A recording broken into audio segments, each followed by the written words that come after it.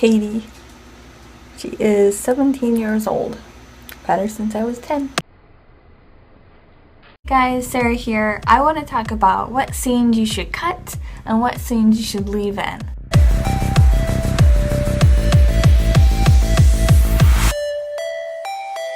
Okay, so imagine you're watching this movie and the main character just got pushed off of a cliff and somehow there's a rope dangling off of this cliff and he grabs onto it. And as he's dangling there, holding on for his dear life, the camera gets a shot of a section of the rope. Then it goes back to the guy and then a section out of that rope again.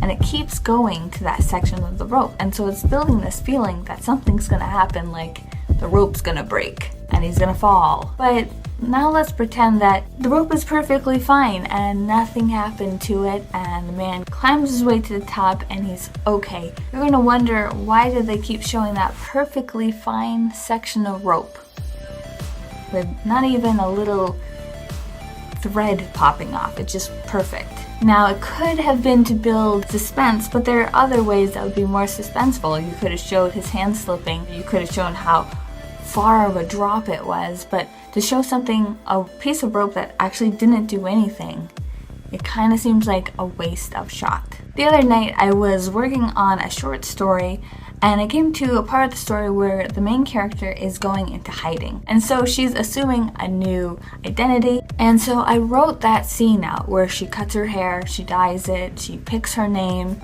she's thinking through all this. And after I was done writing it, I realized I actually didn't need that scene. That scene was actually the rope scene. An important thing to remember is that where you give the most description and the most details, the most emotion in a scene, it brings the most emphasis. So if you put a scene in there and you're throwing it all in, you're giving everything you've got to the scene, but the scene is actually not important to moving the story forward, it's gonna give the readers a sense of this is important, and then they're gonna realize, oh, that actually didn't mean anything at all. And they're gonna wonder, why did I just read that? Hey guys, come here. Come here. Phoebe. Phoebe. Phoebe. Go on. Stop messing with the cat.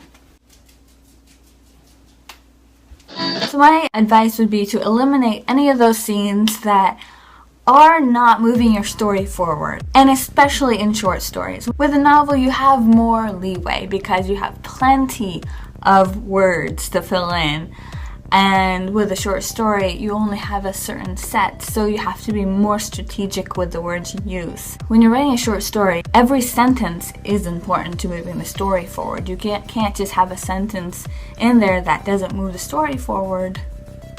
But with a novel, you can't have a scene in the story that actually doesn't move it forward somehow, whether it's foreshadowing, whether it's character building, whether it's whatever. If the scene doesn't move the story forward, if it doesn't make sense with where the story will go, then I would say cut it. So I hope that helps with any scenes that you're wondering about. If it does, give me a thumbs up or drop me a comment, or you can always tweet me. And if you haven't already, please subscribe to my channel. I talk about writing every week.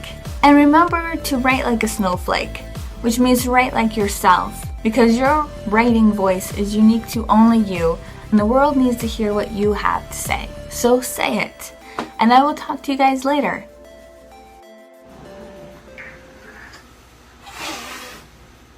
That was it.